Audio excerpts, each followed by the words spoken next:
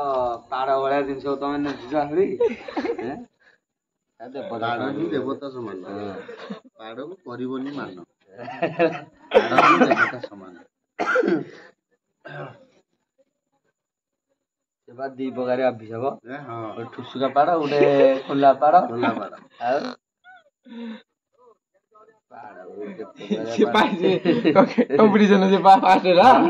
ଭୁଇଁ ଥରା ଧରିବ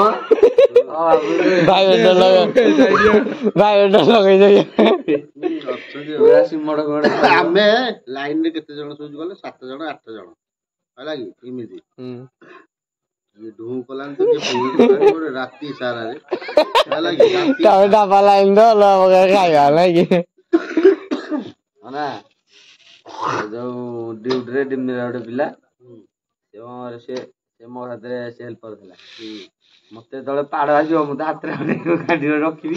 ପାଡ଼ି ପକେଇ ତୁ ଗଣୁଥା ଖାଲି ଦିନ କେତେ ଥର ପାଡ଼ୁଛୁ ସେ ଗଣିବ। ଏତେ ପାଡ଼ କୁଆଡେ ଆଉଛି ଆମେ ତ କାହିଁ ପାଡୁନୁ ରୋଗିଆ ଝାଡା ଫାଡା ଯାଉନ କିଛି ନାହିଁ ଆଉ ଝାଡା କ୍ଲିୟର ହବ ମାନେ ପାଡ଼ କ୍ଲିୟର ନଗଲା ସରିଗଲା ଆଉ ମେଡିକାଲ 10 ଥର ଦୌଡୁଛି ବାୟୁ ଯାଉନି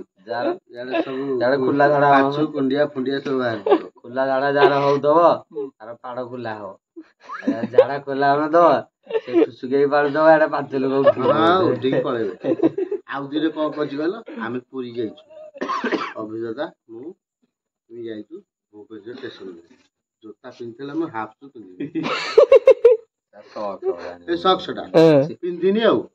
ପିନ୍ଧିକି ସେ କହିଲା ଉପରକୁ ପଳେଇବା ଆଉ ଉପରେ ଶୋଇବା ଆଉ ମୁଁ ତ ଜୋତା ତଳୁ କାଢିକି ଉପରକୁ ପଳେଇ ମାଗେ ଗୁହ ଭଳିଆ ଖାଲି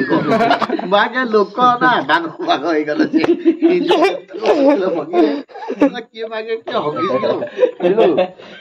ସବୁ ଭାଗ କିଏ ବି କଣ କି ଗୁହ ଜାଣି କଣ ମଧ୍ୟ ମାନେ ମଜାଟା ସକ୍ସ ପିନ୍ଧିଥିଲେ କିଛି ହେଇନଥିଲା ସକ୍ସ ପିନ୍ଧିନି ତରତରିଆ ହେଇକି ଏଇଠି ପଳେଇଛୁ ଆଉ କଣ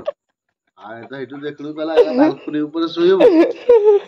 ସିଟ୍ ପଡିଛି ବାଲକୁନି ଉପରେ ମୁଁ ଜୋତାଟା ଖୋଲି ଦେଇକି ତଳୁ ଉପରୁ ଗୋଟା ଲଦି ଦେଇଛି ଆଉ ମାୟା ଗନ୍ଧରେ ସବୁ ଭାଗ ମାନେ ଏତେ ଜାମ୍ ଥିଲା ସବୁ ସରିଗଲା ନା ଅଧଘଣ୍ଟା ଖଣ୍ଡେ ଦେଖିବୁ ନାହାନ୍ତି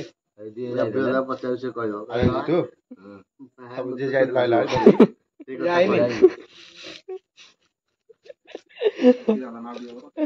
ଉଠିଗଲେ ରେ ଟ୍ରେନରେ ଲୋକ ଜାଣିପାରିଲେ ନାଇଁ